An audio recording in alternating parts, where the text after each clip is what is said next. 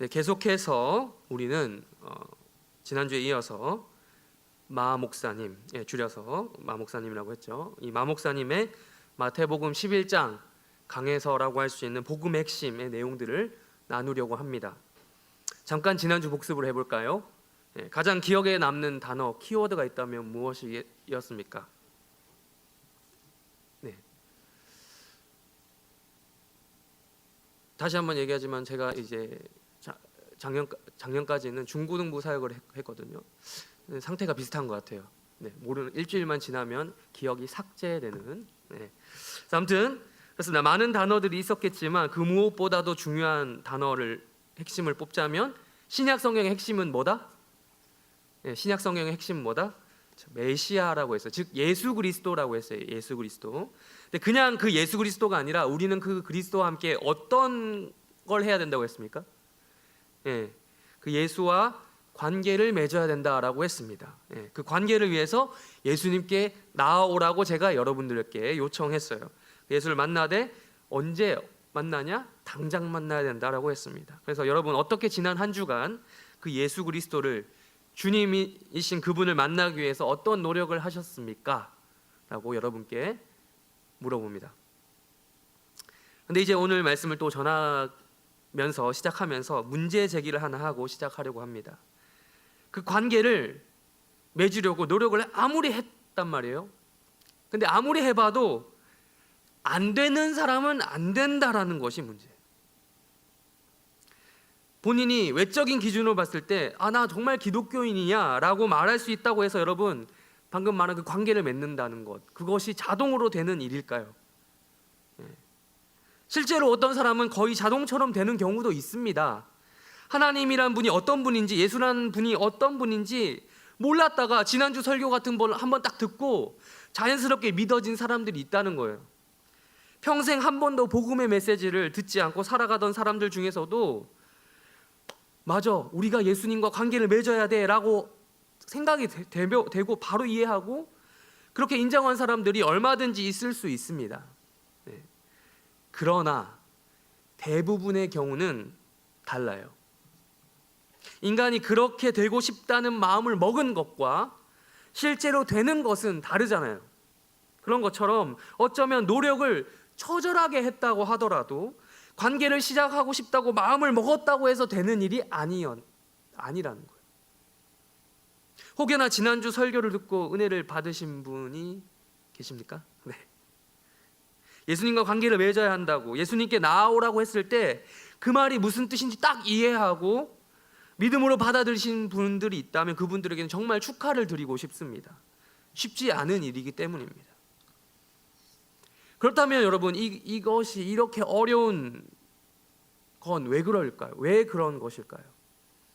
어떤 과정을 넘어서지 못했기 때문입니다. 성경은 그 관계가 시작되기 위해서는 어떤 과정이 필요하다고 말씀합니다. 우리 지난주 읽었던 본문 말씀 마태복음 11장 6절 우리 아까 읽었죠? 11장 6절 다시 한번 읽어보겠습니다. 시작. 누구든지 자는 복이 있도다 하시니라. 네, 여러분 실족하지 않는 것. 실족이 무엇일까요? 실족이 뭐죠? 말 그대로 발을 잃어버린 거죠. 예. 걸려 넘어지지 않는 것이 실족하지 않는 겁니다. 가끔씩 뉴스에 보면 안타깝게도 실족해서 돌아가신 분들 이야기가 나오죠. 예. 실족사 하신 분들 이야기가 나옵니다. 낭떠러진 건물의 난간 같은 데서 발을 헛디디거나 하면은 그대로 떨어지는 거예요. 그러면 최소 중상에서 사망인 거예요. 사망까지 가는 거예요. 요즘 같은 시대에 또 이 실족을 좀 조심 많이 하셔야 돼요. 예. 그 이유 중에 하나가 뭐죠? 요즘에 뭘로 많이 왜 어이가 없는 이유로 실족을 하게 되는데 요즘에 또 어떤 문화가 발달했죠? 예. 셀카 문화가 발달하다 보니 그런 경치 좋은 곳, 낭떠러지 이런 데 가가지고 찍다가 떨어지는 경우가 실제로 종종 발생한다고 합니다. 예. 거리 감각이 없어지는 거죠. 셀카를 들고 이렇게 움직이다 보면. 여러분 부산에 가면 태종대라는 곳이 있습니다. 예. 부산 여행 가면 꼭 포인트 중에 하나인데 부산에서도 영도라는 섬을 또 들어가야 돼요. 가보면 진짜 이 태종대라 이름처럼 왕이 여기까지 와서 구경을 왔을 법한 절경이 펼쳐집니다. 그 절벽 위에 서 있으면, 그 바다를 마주하고 있는 그 절벽, 깎아지는 듯한 절벽에 딱 서 있으면, 정말 멋이 있긴 있는데, 그 멋있다고 해서 계속해서 그 앞으로 가다 보면 자칫 잘못하면 미끄러져서 위험한 상황이 발생할 수 있어요. 실족하는 거죠. 그럼 바로 이 실족이라는 말을 이 헬라어 성경의 원어로 읽어보자면 스칸달리조라는 말이에요. 단어 그대로 직역하면 쥐덫 할 때 덫, 함정, 걸림돌 이런 말입니다. 그럼 스칸달리조, 어디서 많이 들어본 듯한 말과 유사한데 바로 여기서부터 스캔들이라는 말이 나왔어요. 파생돼서 나왔어요. 마태복음 11장 6절의 말씀은 누구의 말씀이죠? 누가 하신 말씀이죠? 예수님께서 하신 말씀입니다. 예수님 때문에 실족하지 않는 사람, 예수님 때문에 걸려 넘어지지 않는 사람, 예수님이 인생의 걸림돌이 아닌 사람은 뭐가 있다? 복이 있다라는 거예요. 즉 예수님과의 관계가, 지난주에 제가 그렇게 말씀드렸던 그 관계가 시작되기 위해서는 예수님 때문에 걸려 넘어지지 않는 과정이 필요하다는 거예요. 이는 반대로 말하면 곧 예수님이 여러분의 인생에 걸림돌이 될 수도 있단 말이죠. 우리가 지난 시간에 이미 배웠다시피 신약 성경의 핵심은 이미 오신 메시아입니다. 즉 예수 그리스도시죠. 잠깐이었겠지만 마태복음 11장 시점에서 세례 요한에게 있어서 잠깐이긴 했지만 세례 요한의 입장에서 그 예수님은 걸림돌이었던 거죠. 그래서 질문을 했던 거죠. 그래서 혹시나 또 그 질문에 영향을 받을 수도 있었겠죠. 세례 요한뿐만 아니라 제자들이, 세례 요한의 제자들 플러스 예수님의 제자들까지 그것을 들으면서 영향을 받을 수도 있었겠습니다. 또한 이 성경을 읽고 있는 독자들, 우리들도 마찬가지로 똑같은 고민을 하게 만든다는 것입니다. 과연 예수님은 내 인생의 걸림돌입니까? 아닙니까? 이 기독교 신앙은, 이 복음은 내 인생의 걸림돌인가 아닌가? 혹은 예수님이, 기독교가 여러분의 인생의 걸림돌이 아니라 디딤돌이라고 생각한다 할지라도 여러분 나름대로의 해석에 기초한 생각일 수도 있다는 거예요. 예를 들면 이런 거죠. 기독교라는 종교를 믿으면, 하나님을 믿으면 내 인생 모든 것이 다 잘 풀릴 거야. 돈도 많이 벌어서 성공하고, 이거 완전 디딤돌인데 개이득인데 왜 안 믿지? 이런 거. 이게 웃깁니까? 네. 좋죠. 웃는 건 나쁜 거 아니죠. 뭐 이런 거죠. 혹시 무슨 말인지 당최 이해가 안 되시는 분이 계십니까? 그 누구라도 근데 여러분 정직하게 성경을 진지하게 한번 읽어보세요. 읽어봤다면, 특별히 신약 성경을 읽어봤다면 예수가 누구인지 심각하게 고민하면서 읽어봤던 사람이라면 처음부터 그 예수가 내 인생의 디딤돌이구나 라고 생각하는 사람들은 정말 몇 없을 거라는 거죠. 정직하게 예수가 어떤 분인지 고민하면서 성경을 읽어본 사람이라면 대부분 보면 다 그렇게 생각할 수밖에 없어요. 네, 다 좋아요. 좋은 얘기인 거 알고 있어요. 그런데 있잖아요 라는 질문을 한다는 거예요. 그게 오히려 정직한 반응이라고 할 수 있습니다. 기독교라는 종교를 믿기 위해서는 정말 말 그대로 믿음이 없이는 안 되는 교리들이 상당히 많습니다. 성경에 다양하게 등장하는 초자연적인 것들이 있죠. 뭐 다른 것은 지금 다 너무 많기 때문에 다 미루더라도, 둘째 치더라도 예수님 한 분만 놓고 봐도 걸림돌이 될 만한 것들이 수두룩해요. 신의 아들이신 하나님께서 사람의 몸을 입고 역사 속으로 들어오신 사건을 교리적인 단어로 짧게 뭐라고 하죠? 정말 모르는 듯한 표정으로 저를 보시는데 성육신입니다. 성육신. 여러분 이거 진짜 믿을 수 있습니까? 아니 모태신앙, 그래서 오랫동안 교회 다녀서 세뇌당한 거 말고요, 지금 기존에 가지고 있는 여러분의 믿음을 뒤흔들기 위해서 이런 말 하는 게 아닙니다. 여러분의 가지고 있는 그 믿음이 진짜 맞는지 점검하는 거예요. 물어보는 거예요. 예수님의 출생에 비밀이 있죠? 이상하게 생각하지 마시고 동정녀 출생입니다. 처녀 마리아로부터 태어나신 거 진짜 여러분 믿으십니까? 세상 사람들이 이 말을 해보십시오. 다 비웃습니다. 말도 안 된다라고 하는 거예요. 예수라는 분이 실제로 역사 속에 있었다라 그 정도는 인정해 줄지 모르겠지만 출생에 사실 비밀이 있었다라고. 사실 예수는 사생아였어. 그리고 더 나아가서 예수님이 사실은 막달라 마리아의 남편이었대. 뭐 이런 말들을 하는 거예요. 여러분, 근데 이것도 되게 오래된 떡밥인 거 아시죠? 오늘 처음 들었다면 여러분 회개하십시오. 네. 덮어두고 맹신하지 말자는 말이에요. 제가 하고 싶은 말. 진짜 우리의 믿음으로 가지고 있는 건지 물어보는 거고요. 그 목적은 당연히 우리의 신앙이 초자연적인 특성이 있을 수밖에 없기 때문에 말 그대로 믿어야 되는 거라는 거예요. 믿어야 되는 부분. 네. 그걸 강조하기 위해서 제가 이 말씀을 드리는 겁니다. 그런데 여러분, 오늘은 이런 다양한 예수님과 관련된 여러 걸림돌이 있는데 그 중에 특별히 한 가지 주제를 따로 떼어서 말씀을 전하고자 합니다. 오늘의 설교 제목처럼 바로 십자가라는 주제를 다루고자 합니다. 왜 하필 이건가요? 왜 하필 이거일까요? 네, 마 목사님께서 순서상 책에 그렇게 하셨습니다. 네, 마 목사님이 그렇다면 그런 거라고 이해하시기 바랍니다. 그분의 판단에 의하면 다른 신약의 교리보다 이 십자가의 교리가 곧 그리스도의 몸이 찢기시고 피가 흐른 그 사건이 다른 신약 교리들보다 더 걸림돌이 되게 한다라고 설명하고 있습니다. 이 십자가의 교리는 여러분 이곳에 모인 여러분이 대부분 정말 안 들어봤었다 할지라도 한 번 이상은 들어보셨으리라고 생각을 합니다. 말 그대로 기독교의 핵심 한 가지를 꼽자면 십자가죠. 네. 괜히 여러분 교회 꼭대기에 십자가가 달려있는 것이 아닙니다. 아 맞다, 우리 교회는 벽에 붙어 있어요. 네. 아무튼 그렇습니다. 아무튼 우리는 십자가의 교리를 많이 들어서 머리로 알고 있는 것과 실제로 믿는 것은 좀 구분해서 봐야 되지 않나 싶습니다. 왜냐하면 여러분 이 십자가는 예수님의 제자들에게조차 걸림돌이었던 부분이기 때문이에요. 예수님께서는 이미 다른 신약 본문에서 여러 번 본인이 죽으실 것을 복음서에서 밝히셨어요. 충분히. 근데 굳이 지금 시간이 없기 때문에 일일이 찾지는 않겠지만, 그러나 여러분 제자들은 그것을 몰랐어요. 그렇게 많이 얘기해 줬는데도 몰랐어요. 알았다 하더라도 인정하고 싶지 않았어요. 왜 그렇습니까?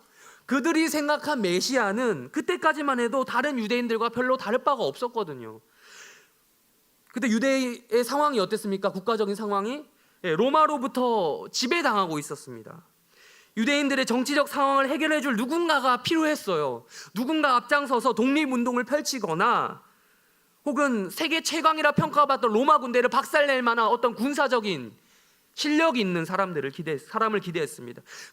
그들이 꿈꾸는 메시아는 그런 메시아였어요. 해방을 줄 수 있는 그런 메시아. 정치적인 메시아죠. 그러던 와중에 예수님께서 계속 본인이 십자가에 나 달려 죽는다 소리를 하시니, 예고하시니 제자들이 그것을 이해했다 하더라도 받아들이기 싫은 거죠. 제자들 이런 거예요. 제자들 아니 힘도 없고 실력도 없고 백도 없는 사람이 그러면 몰라. 아니 기적을 행해도 이렇게 할 수 있고 능력이 있고 귀신도 벌벌 떨면서 도망가게 하는 힘도 있고, 아니 백도 누구야? 하나님이잖아. 하나님이 자기 아버지래. 끝났지 뭐. 근데 그걸 왜 안 하냐고. 이처럼 예수님과 가장 가까운 사이였던 제자들도 십자가의 죽음을 이해하지 못했습니다. 그들은 예수님의 십자가행을 말리기도 했어요. 심지어 만류까지 했습니다. 오히려 예수님한테 욕먹었죠. 물러가라 사단아, 뭐 이런 식으로. 베드로. 나중에 그러다가 결국 예수님이 붙잡혀 가시니까 제자라는 그런 그들의 직위가 무색할 정도로 어떻게 했습니까? 전부 다 도망갔어요. 그만큼 그들은 예수가 메시아라는 사실에 확신이 없었던 것입니다. 제자들이 예수님의 십자가를 이해했던 시점이 언제입니까? 네, 예수님께서 부활하고 나서야 이해하기 시작했습니다. 복음이 처음 전해지던 시절, 즉 예수님께서 하늘로 올라가시고 나서 사도들에 의해 처음으로 복음이 전파되던 초대교회 때에도 마찬가지였어요.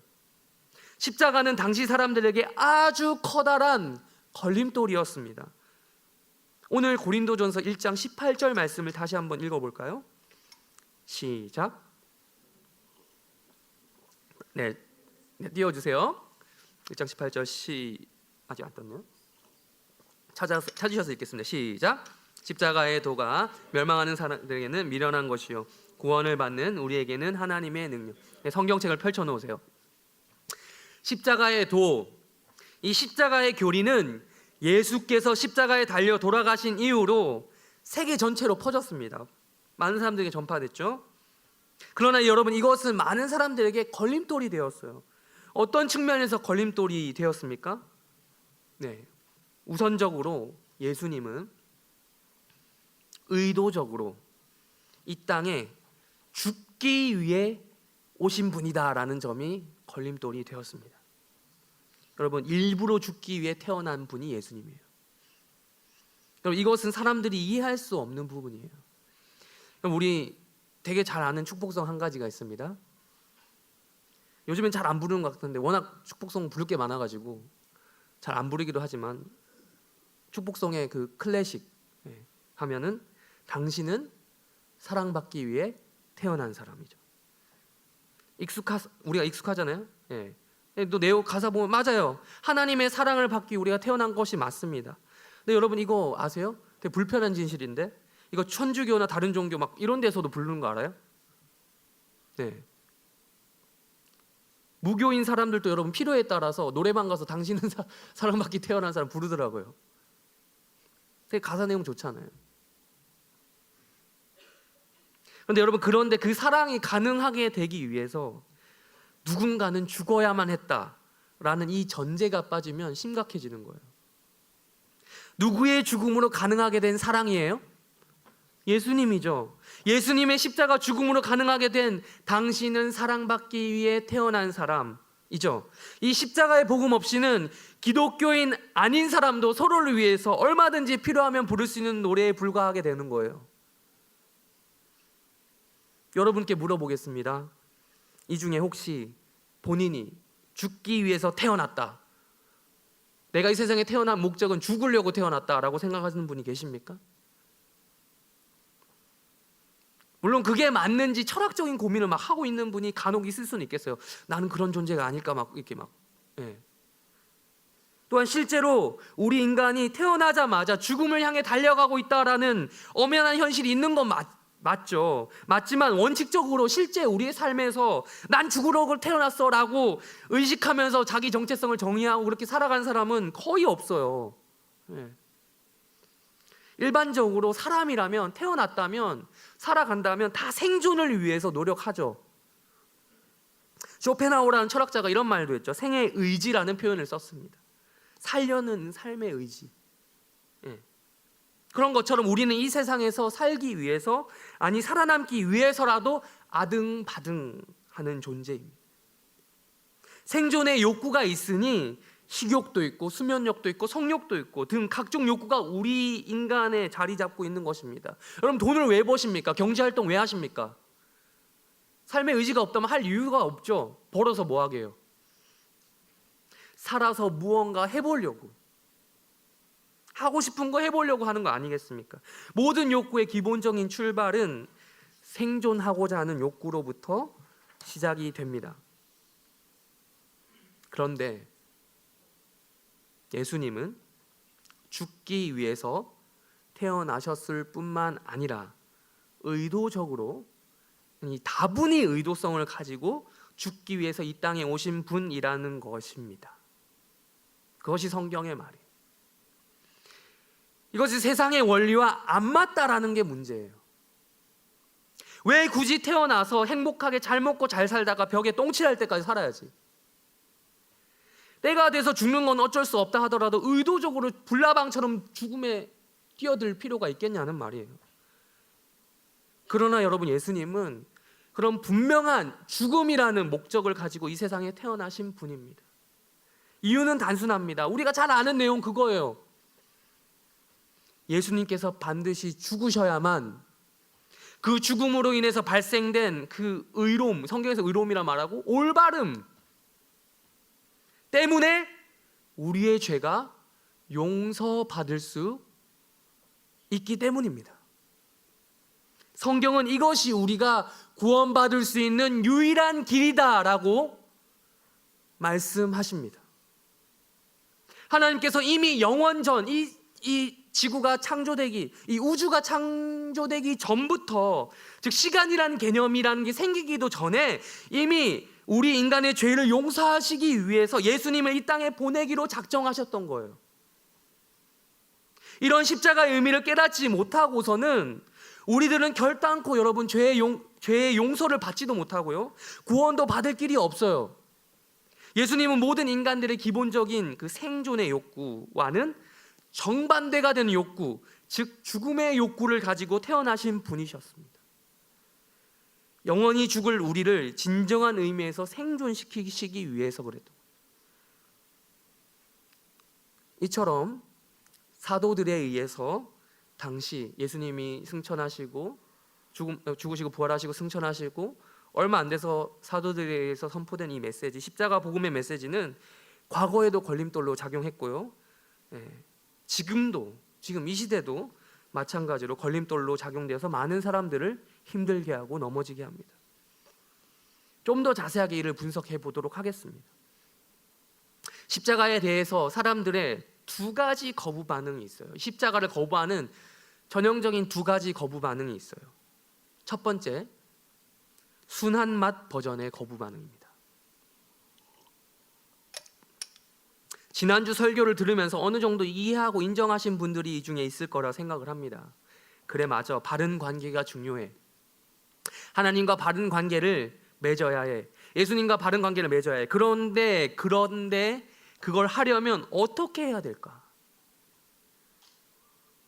여기서 답이 어떻게 나오느냐가 중요한 거죠. 그래, 맞아. 이것도 하고 저것도 하면 되겠구나. 아무래도 하나님과 바른 관계는 곧 교회 봉사겠지? 그래, 교회 봉사 죄다 신청해야지. 내가 탑 먹어야지. 우리 교회에서 봉사 탑이면 하나님과의 관계도 우리 교회 내에서 탑이겠지? 적어도 우리 교회에서 내가 하나님과의 관계 탑이야 라고. 혹은 또 이렇게 말할 수 있는 거죠. 그래, 사회에 유익한 사람이 되어야지. 사회에 유익이 되는 선한 삶을 살아야지. 교회가 말이야 너무 세상의 빛과 소금이 되지 못하고 있어. 이 하나님과의 바른 관계를 위해서라면 예수님께서 착하게 사셨던 것처럼 나도 착하게 살아야지. 앞으로 내 인생의 목표는 착하게 살자야. 그래도 기독교인이니까 예수님처럼 착하게 살자로 해야겠다라고 이야기할 수 있다는 거죠. 여러분, 그런데 우리 인생의 그 관계, 이것이 십자가의 거부 반응으로 나왔다는 말이에요. 우리 인생 예수님의 죽음은, 예수님의 십자가는 어느 정도입니까? 교회벽에 큼지막하게 달려있는 어떤 상징적 존재, 목에 걸고 다니기도 하는 그런 장신구에 불과한 것이 현실이 아닙니까? 우리는 수많은 일들을 하면서도 예수님의 죽음이 정작 내 인생과 무슨 관련이 있냐고 물어보면 뭔 말인지도 모르고 꿀먹은 벙어리처럼 멀뚱멀뚱 쳐다만 보고 있어요.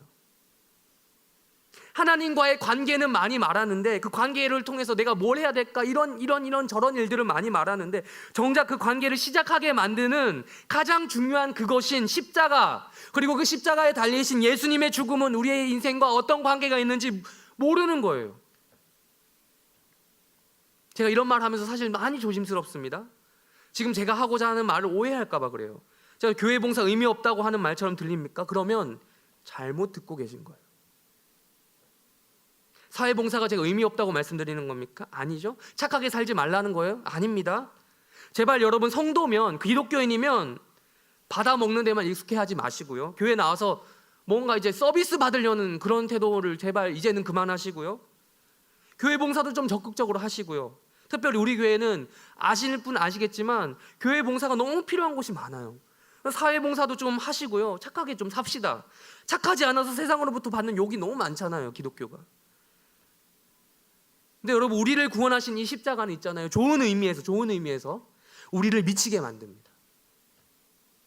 하나님을 사랑할 수 없었던 우리로 하여금 우리가 하나님을 사랑하게 만들고요, 그래서 우리로 하여금 그 봉사의 자리로 이끕니다. 그리고 있는 듯 없는 듯 쥐 죽은 듯이 내가 벌 돈만 적당히 벌면서 살던 내 인생이 십자가를 만나면 이 세상에서 빛과 소금으로 살게 하는 거예요. 욕 좀 먹어도, 옛날엔 욕 좀 먹어도 내 이득이 된다면 서슴지 않고 했던 그 행동들이 바뀌어서 쟤 언제부터 저렇게 제가 착했나? 라는 말을 듣게 하는 거예요, 십자가가. 맞습니다. 이렇게 되는 거예요. 십자가의 복음이 우리를 사로잡으면 이런 선한 결과가 나오는 거예요. 근데 제가 말씀드리고 싶은 건 이런 것 없이 이것저것 하면 되겠지라고 바로 성급한 결론을 내는 우리의 현실을 이야기하는 거예요. 십자가 거부 반응 두 번째입니다. 매운맛 버전. 이건 아까 그건 순한 맛에 불과했어요. 매운맛 버전. 강한 거부 반응이 있습니다. 대놓고 십자가가 싫다고 얘기하는 거죠. 이 사람들은 크게 또 이 두 번째 매운맛 버전 안에서도 크게 두 가지 부류로 나눌 수 있습니다. 오늘 말씀 22절과 23절을 한번 읽도록 하겠습니다. 다시 한번 읽겠습니다. 시작.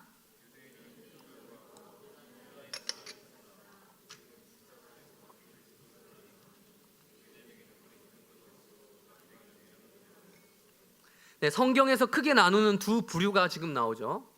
누구와 누구입니까? 유대인과 헬라인입니다. 근데 이거는 사실상 전 지구인을 말하는 거예요. 네. 유대인은 말 그대로 유대인이고 하나님 백성들이죠. 선택된 하나님 백성들. 헬라인은 유대인을 뺀 나머지를 얘기하는 거예요. 이방 민족을 대표하는 게 헬라인이죠. 22절에 보니까 헬라인은 무엇을 찾는다고 했습니까? 뭘 찾는다? 지혜를 찾는다. 여러분, 헬라인이 누구죠? 지금으로 말하면 어느 나라 사람이죠? 네, 그리스 사람입니다. 고대 그리스 제국을 가리켜서 그들의 그 원래 원어로 말하면 헬라스라고 불러요. 헬라스. 여러분, 그리스에서 가장 유명한 특산품이 뭡니까? 그리스에서 가장 유명한 특산품. 올리브 설마 얘기하시는 분 있나요? 뭐 포도 이런 거? 포카리스웨 아니 거기 아니죠? 그쪽이 아닌 것 같은데. 아무튼 그게 아니고 그리스에서 가장 유명한 특산품은 철학이에요. 학문이죠, 학문. 그리스 철학은 세상 모든 곳에 영향을 미치지 않은 곳이 없어요. 지금까지도 그렇죠. 우리가 잘 알고 있는 고대 그리스 철학자들 이름 조금만 대시면 다 알죠? 뭐 소크라테스의 제자? 플라톤. 지금 복습해 볼게요. 학창 시절에 배웠던 플라톤의 제자 아리스토텔레스. 네. 아리스토텔레스의 제자 알렉산더 대왕. 네, 다 연결되는 거예요. 다 다른 사람들이 아니에요. 네. 상식을 키웁시다, 여러분. 네. 근데 이제 어떤 화이트헤드라는 서양의 또 어떤 철학자가 이런 얘기를 했습니다. 서양 철학은 플라톤의 각주에 불과하다, 이런 말을 했어요. 그러니까 플라톤 한 사람에 대한 평가가 이런 큰 이야기를 하는 거예요. 근데 이제 그러니까 플라톤 한 사람에 대한 것도 이런데 많은 그리스 철학자들을 모아놓으면 대박인 거죠. 정말 대단한 거죠. 그러니까 유명한 철학자들이 많았던 만큼 그 고대 그리스인들, 헬라인들의 전체적인 지적 수준은 상당히 높았습니다. 여러분, 철학을 영어로 하면 뭐죠? 철학을 영어로 하면 설마 필로소피. 필로소피는 필로와 소피의 합성어예요. 필로는 무슨 뜻일까요? 사랑한다라는 뜻이에요. 소피는 지혜라는 뜻이에요. 지혜를 사랑하는 것이 곧 철학이에요. 철학이라는 것은 지혜를 사랑하는 행위인 거죠. 그만큼 헬라인은 여러분 지혜라는 단어에 상당히 밀접한, 예민한 그런 사람들이었습니다. 지혜라는 가치를 정말 사랑하면서 추구하는 민족이 헬라인이었습니다. 단순히 여러분 남들보다 좀 더 똑똑한 것, 성적을 위해서 공부를 잘하는 수준을 가지고 야, 너 지혜 있다 라고 말하는 거는 대한민국이니까 가능한 거예요. 지혜라는 개념은 여러분 이것저것 많이 알아서 잡다한 지식 정보로 가득 차 있는 수준보다 훨씬 더 큰 개념인 거예요.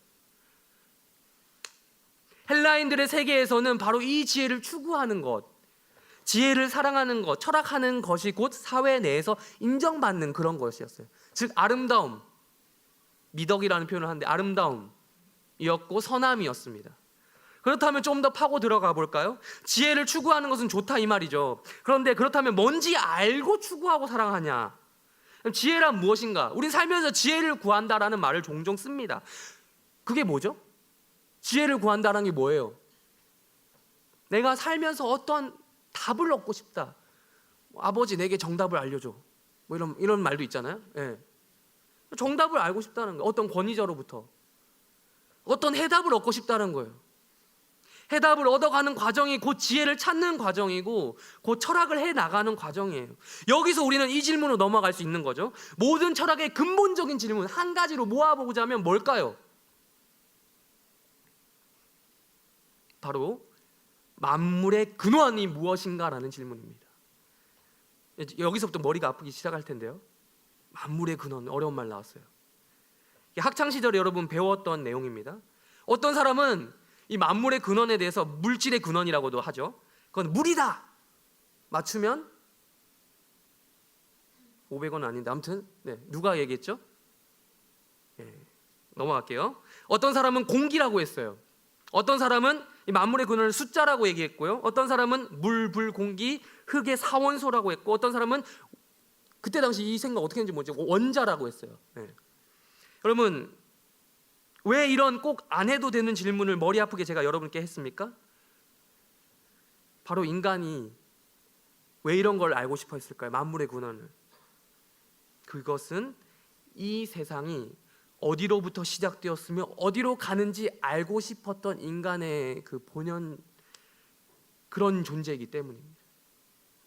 단순히 우리가 학창 시절 수업 시간에 암기할 것, 누구는 뭐라 했고 쟤는 저 사람 뭐라 했고 이런 것들을 던져주기 위해서 그랬던 것이 아니고요. 이런 질문을 통해서 우리 현재 인생에서 일어나는 모든 문제의 근본적인 해결책을 찾고 싶었던 것이 그런 철학자들이었어요.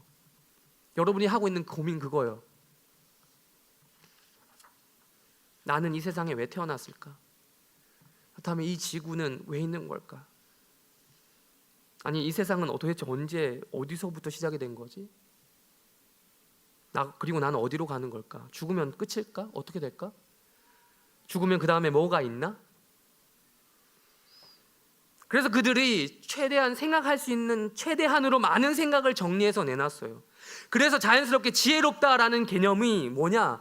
이성적인 것, 말이 돼야 되잖아요. 그러니까 이성적이어야 되고 논리적이 되어야 되고 도덕적인 것. 도덕이라는 것은 이 순서가 있잖아요. 논리가 있잖아요. 그런 것과 똑같은 말이 되었습니다. 이 세상이 어떻게 돌아가는지 원리를 파악하고 그것에 대처하는 센스가 지혜로운 것입니다. 그 흐름을 꿰뚫고 있는 사람은 지혜로운 사람인 거예요. 그래서 우리는 이성적인 사람들을 보고 논리적인 사람을 보고 도덕적인 사람을 보고 지혜로운 사람이다라고 할 수 있는 거죠. 근데 여러분 이렇게 좋아 보이는 지혜가 오히려 오늘 말씀에서처럼 오히려 헬라인에게 무슨 반응을 일으켜야 했다고요? 뭘 거부하게 만들었다고요? 십자가를 거부하게 만들었다라는 거예요. 그것도 매운맛 버전으로 아주 강하게. 어떤 식으로? 아니 이 십자가라는 것은 그들의 말이 이렇다는 거예요. 이 십자가라는 것은 이성적이지 못해요. 전혀 논리에 맞지 않아요. 윤리적이지도 못해요. 아니 사람이 죄를 지었으면 당연히 논리상으로 그 죄는 누가 받아야 되는 거죠? 본인이 받아야 되는 게 마땅해요. 그게 당연한 이치 아닙니까? 내가 죄를 지었으면 내가 벌을 받는 게 당연해요. 다른 사람이 내가 받아야 할 벌을 받는다고요? 윤리적이지 못한 처사 아닙니까? 물론 나는 그럴 일이 없어서 해당되지 않는다 하더라도 다른 사람이 죄를 지었는데 그 죄를 벌하지도 않고 용서가 가능하다고 하고 또 그걸 또 다른 사람 남이 대신 받는다고요? 아니 어떻게 신이 그럴 수 있습니까? 신이라면 정의로워야 되잖아요. 정의롭지 못한 신이네. 죄를 지은 그 사람이 죄를 받는 것이, 죄에 대한 해당하는 형벌을 받는 것이 그게 정의지. 아무 잘못도 없는 사람이 다른 사람의 죄 때문에 벌을 받는 것은 정의가 무너진 거 아니겠습니까? 그런 사회가 있다면, 그런 세상이 있다면 그것은 정의가 무너진 사회고, 정의 구현이 되지 않는 기독교, 전혀 이성적이지도 못하고 논리적이지도 못한 데다가 윤리적이지도 못하네요 라고 이야기할 수 있다는 거예요. 충분히. 그들의 입장 속에서, 세상 사람들의 입장에서 기독교는 비윤리적인 종교예요. 여러분 생각 없이 그렇게 살았다 할지라도, 여러분 생각 없이 기독교인으로 살았다 할지라도 조금만 공부해보면 그런 거예요.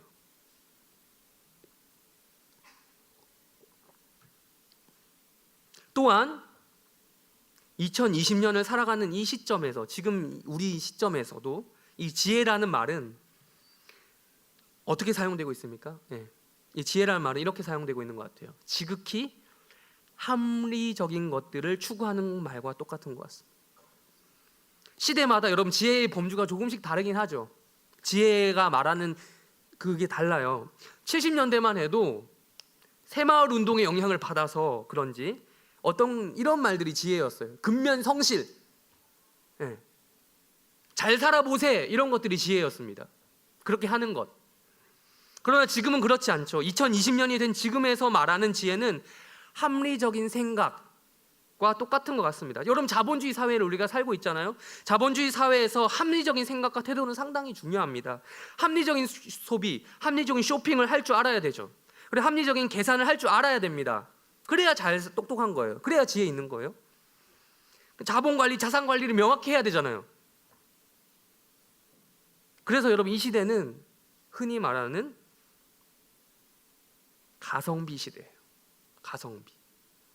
저비용, 고효율, 이게 가성비잖아요. 이걸 따지는 시대입니다. 가성비, 값인 물건이 최고죠. 가성비를 넘어서 요즘 갓성비를 추구하더라고요. 갓성비를. 최소한의 비용으로 최고의 효율을 내고자 하는 것. 그거 싫어하는 사람 있습니까?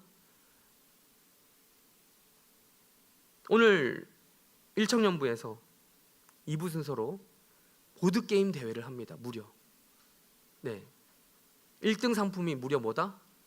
태블릿 PC다. 여러분 제가 어떤 기준으로 상품을 준비했겠습니까? 가성비를 넘어서 가성비 태블릿 PC를 준비했거든요. 다들 잘해보세요. 일청년부.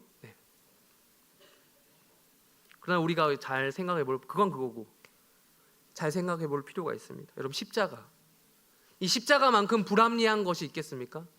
비합리적인 것이 있겠습니까? 비효율성의 극치, 가성비 최악이 바로 십자가라는 거예요. 왜 굳이 번거롭게 하나님이신 그 예수님이 왜 번거롭게 인간이 꼭 되어야만 했을까요? 아니 오고 싶다니까 뭐 어쩔 수 없겠죠. 오고 싶으셔서 왔다는 것은 100번 양보해서 그럴 수 있다 칩시다. 인간의 몸을 입고 오셔가지고 왜 굳이 가진 멸시와 수모와 고난이란 고난은 다 받고 조롱까지 당하고 수치스럽게 죽기까지 하셔야만 했냐고요.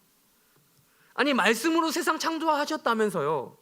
말씀 한마디만 하셔도 되는 분인데, 말씀 한마디로 세상 창조하신 이분이 안 그래도 바쁜 이 세상에 꼭 이렇게까지 시간 낭비해 가면서 행동하셔야만 했냐고요. 제가 볼 때 이것처럼 가성비 최악인 것이 없는 것 같아요. 그것도 몰라서 그러는 것도 아니고 다 아는 분이란 말이죠. 여러분 십자가라는 것은 이 시대의 효율성이라는 관점에서 봤을 땐 정말 비효율의 극치예요. 아니 여러분 저비용 고효율은 둘째 치더라도 최소한 인풋을 했으면 아웃풋 1대1은 맞아야 되잖아. 본전은 뽑아야 되잖아. 근데 그 본전도 못 뽑는 것 같아.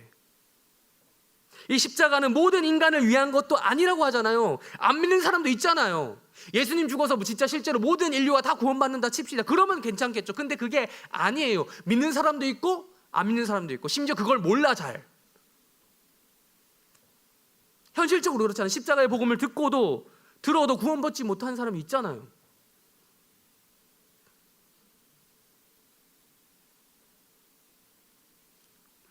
중독과 은혜라는 유명한 신앙 서적을 쓴 제럴드 메이라는 사람이 있습니다. 그 사람이 또 사랑의 각성이라는 책을 썼어요. 거기 보면 이런 말을 합니다. 사랑의 반대는 미움이 아니라 효율성이다. 여러분, 자본주의 사회는 그렇죠. 자본주의에는 효율성이 없는 것, 생산적이지 못한 것이 곧 악입니다. 악. 그러나 여러분, 우리는 잘 알고 있습니다. 사랑하는 관계에서 효율을 따지기 시작하는 순간 그 관계는 제대로 된 관계가 되기 어려워요. 효율을 따져볼까요? 부모와 자식 간의 관계가 성립이 될 수 있을까요? 여러분의 부모님이 여러분에게 소위 꼬라박은 돈이 얼마일까요? 네. 여러분, 그만한 가성비를 부모님께 해드리고 있어요? 효율적으로 여러분 그 이상으로 여러분 뽑아서 드리고 있어요? 뭐 간혹 이 중에 대박 쳐서 진짜 뭐 성공해서 그런 분들이 있을지 모르겠지만 대부분 안 그럴걸요? 효율을 따지기 시작하면 부모와 자식 간의 관계가 성립되기 어려워요.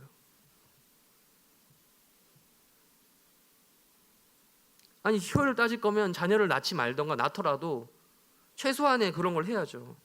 아껴서 본인의 노후 생활에 투자해야겠죠.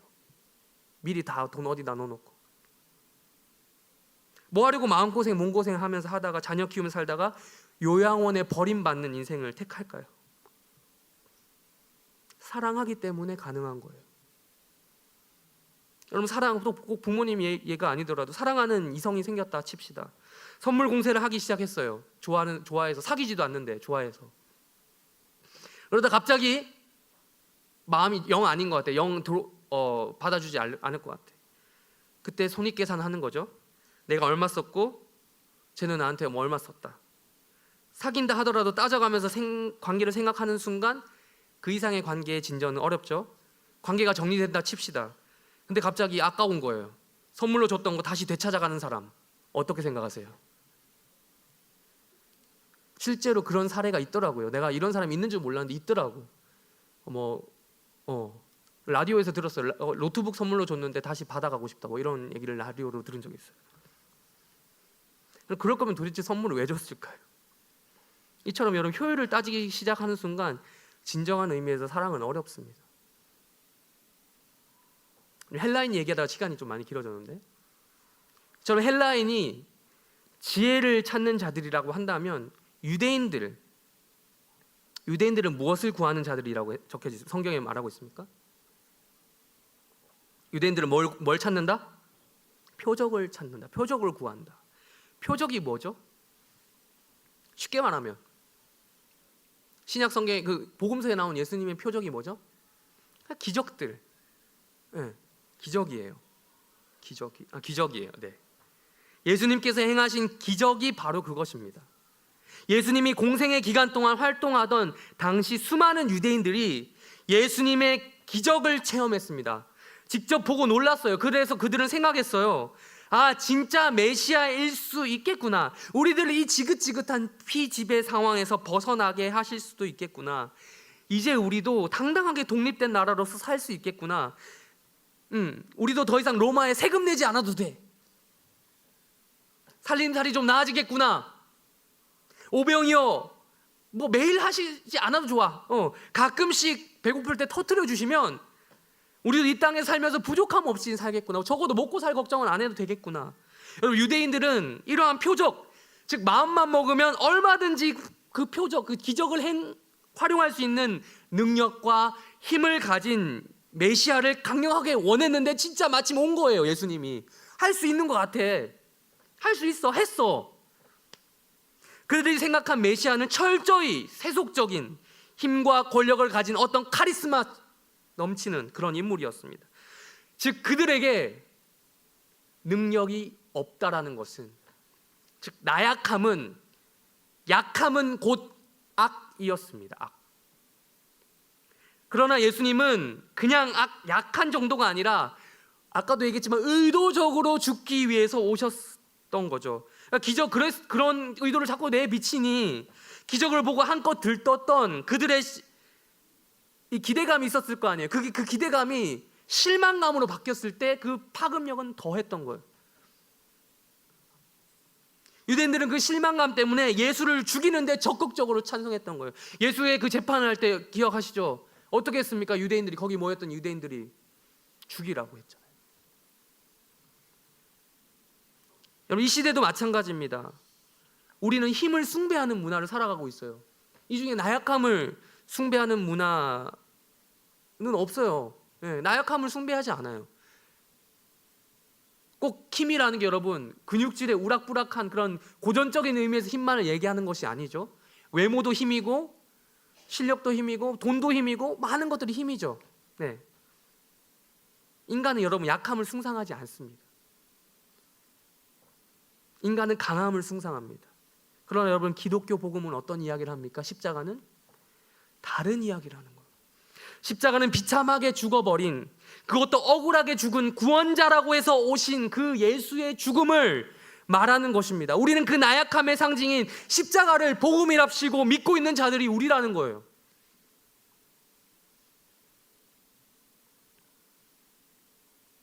말씀을 정리하겠습니다. 여러분, 우리가 오늘 한 것이 무엇인지 아십니까? 설교 제목을 그대로 말씀드리겠습니다. 십자가 품평회를 했습니다.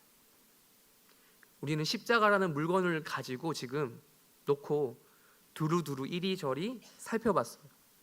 과연 이 십자가가 뭘까? 여러분, 제가 그렇게 악평을 했죠? 제가 이 십자가에 대해서 악평을 했어요.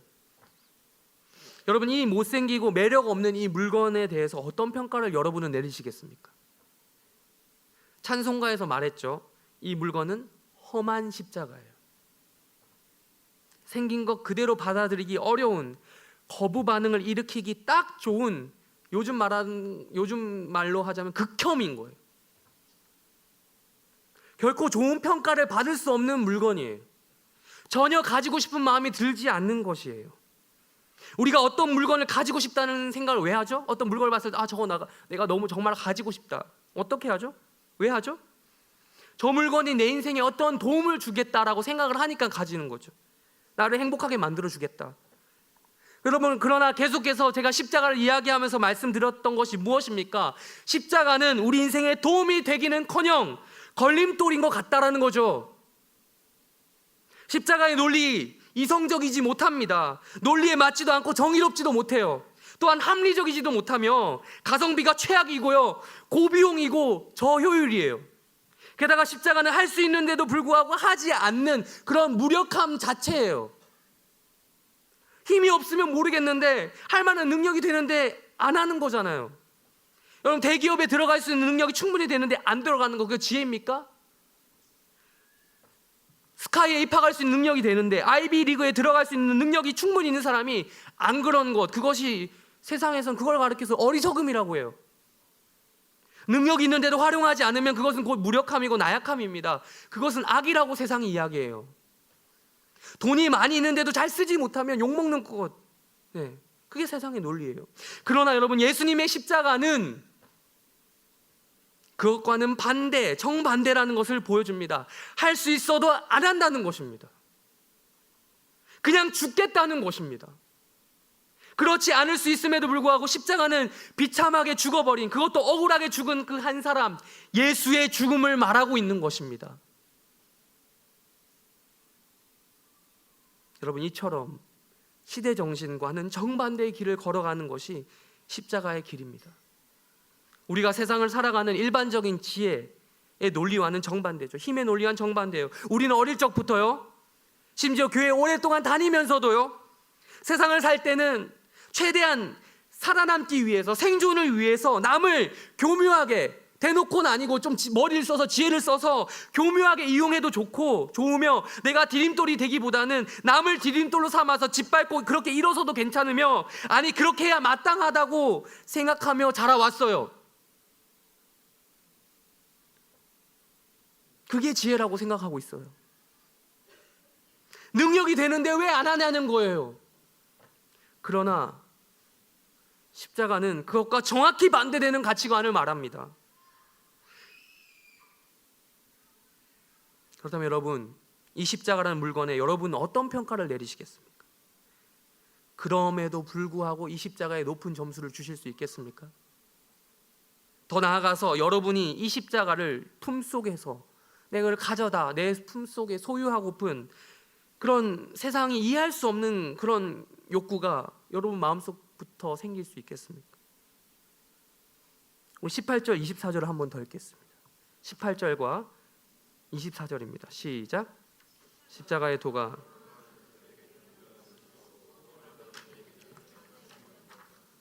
(24절) 시작.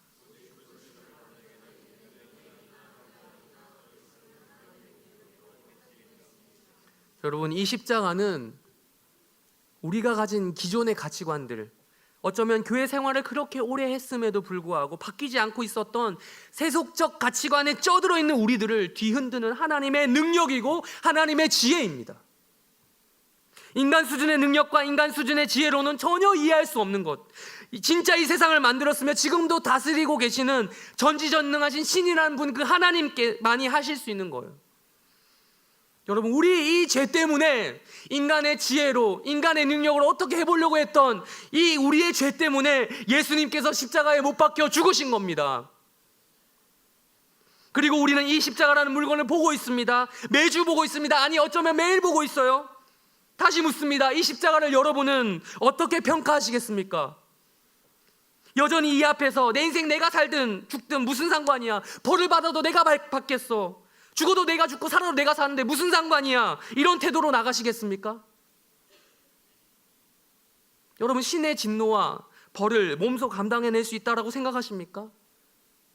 인간에게 닥쳐있는 죽음의 문제는 여러분 단순히 육체의 죽음뿐 아니라 영혼의 죽음을 포함하여 영원히 이어지는 죽음 그 자체를 얘기하는 거예요. 죽음 자체. 제가 말씀드리면서 참 무섭고 또 두렵습니다.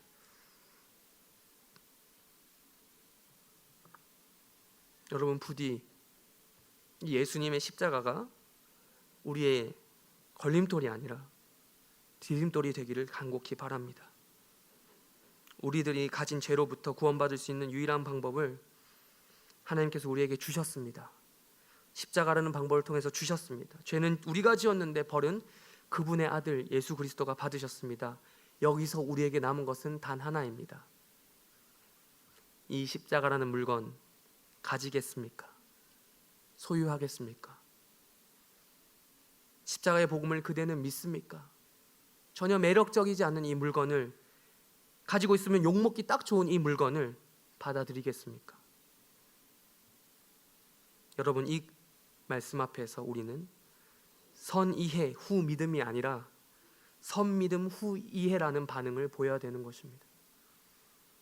이곳에 모인 해림교회 청년들 모두, 그리고 또 외 성도님들 모두 이 복음을 믿기를 간곡히 부탁합니다. 이 십자가 복음을 믿음으로써 우리 가운데 기독교의 진리가 그래서 이게 기독교구나, 이해되는 놀라운 일들이 일어나기를 바랍니다.